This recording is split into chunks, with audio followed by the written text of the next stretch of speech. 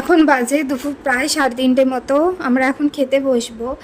তোমাদের দাদাভাই আজকে কাজে বেরোনোর আগে বলেছিল যে 2-2:30 মতো বাজবে। এবার আমি 2-2:30 মতো ওয়েট করছি, তখনও আসে না। তারপর 3টে বেজে গেছে, তখন ফোন করাতে তখন বলছে যে ওর আসতে নাকি 4টে-5টে মতো বাজবে, তুমি খেয়ে নাও।